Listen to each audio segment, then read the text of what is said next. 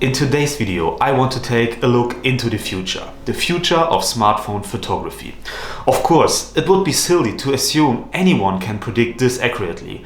But I find it interesting to imagine watching this video in 10 years from now and comparing it to what has really happened by then. Was I right or was I completely off? Maybe some things were accurate and others not. But how has smartphone photography evolved by then? Personally, I think 10 years is a good time frame. It is long enough to witness real changes. Some of them may come gradually over time and they take years to unfold. At the same time, it's short enough to make educated guesses on what might happen. I also want to use this video to start a conversation about the future of smartphone photography, of course. And if someone really watches this, I'm genuinely curious to hear about your thoughts. What do you think of my ideas and how do you imagine smartphone photography will look like in 10 years? But first, here's the intro, so let's get started and enjoy the video.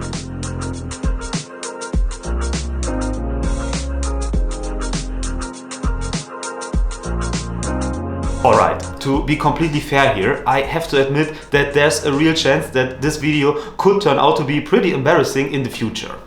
After all, plenty of predictions about the future, especially in the technology sector, ended up looking really dumb and completely wrong when viewed in hindsight. And these were predictions made by people who were much more qualified than I am, and still they were so far off from what really happens sometimes just a few years in the future. $500 fully subsidized with a plan? I said, that is the most expensive phone in the world, and it doesn't appeal to business customers because it doesn't have a keyboard, which makes it not a very good email machine. Okay. Right now we're selling millions and millions and millions of phones a year. Apple is selling 0 phones a year.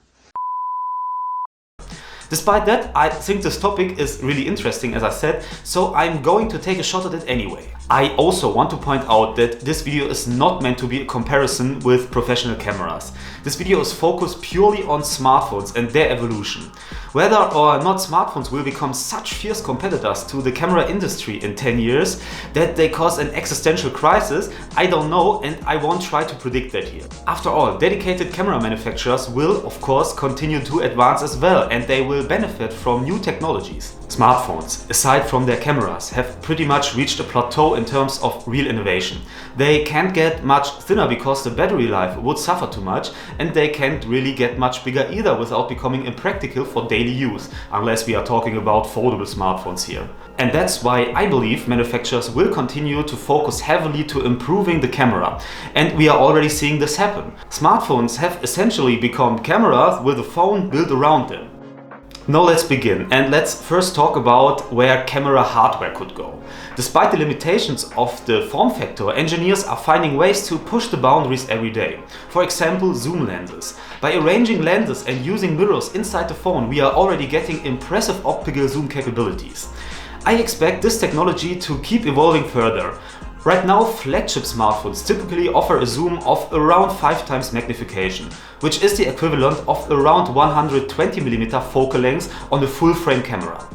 While that's good, I think we will eventually see 200mm become the new standard. I mean, if we look at professional photography gear, the 70-200 telephoto lens is almost the go-to lens for every photographer who is searching a normal telephoto lens. It's possible that optical zoom could even go beyond the 200mm equivalent, but I believe there will eventually be a sweet spot where increasing zoom any further would lead to other compromises in the devices.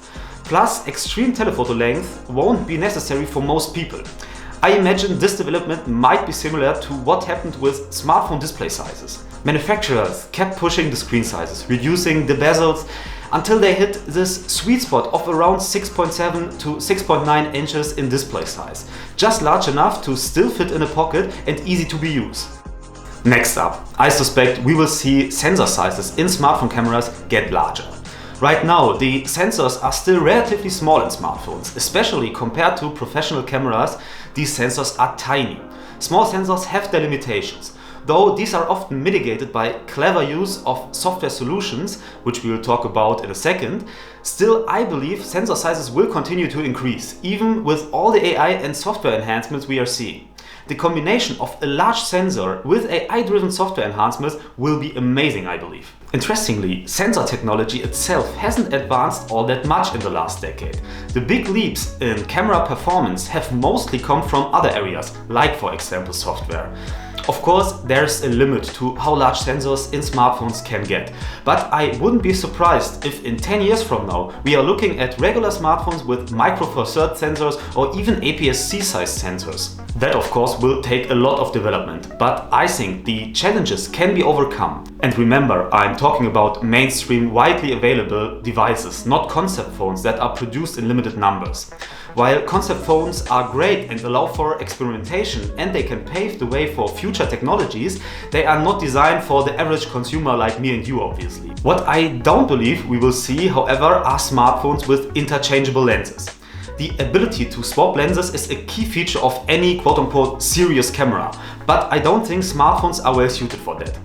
There are already some concepts for smartphones with interchangeable lenses actually, but I believe, if anything, they will remain a niche market. We've seen something similar attempted before. Some of you might remember the Samsung Galaxy camera from several years ago. This smartphone, or rather camera, wasn't actually that bad. A friend of mine had one at the time and the concept made sense overall.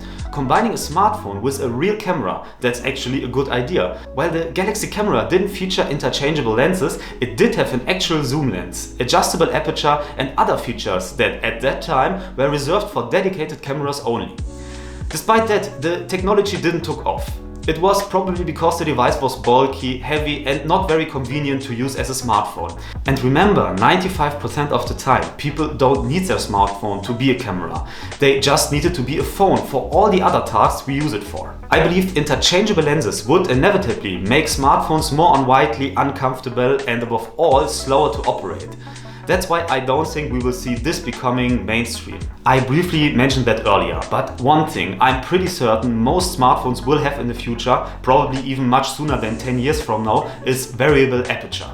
The Xiaomi 13 Ultra already has this feature and I think other manufacturers will follow soon. After all, the aperture control is one of the most important tools for any photographer. Aperture and shutter speed are the two settings we use the most, along with ISO perhaps. And yet, this has been largely ignored in smartphones so far. We will definitely see this in the mainstream phone market in the near future, I believe. In addition to that, small tweaks and improvements will likely be made to the lenses over time, though I personally don't expect any huge leaps here.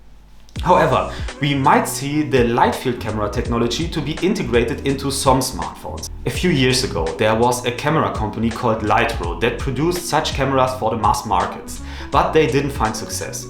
Still, I think the technology holds some promise. With light field camera technology, or also called planoptic cameras, you can adjust the depth of field and refocus an image after taking the shot with 100% accuracy and without relying on software estimations. That said, this is all pure speculation, and it's also totally possible that software will become so advanced that this additional technical feature won't be necessary anymore. And this brings us to the second major part of this video, software enhancements. Now I will tell you what advancements and improvements I suspect in that area. I think a lot of developments in software are already starting to emerge today.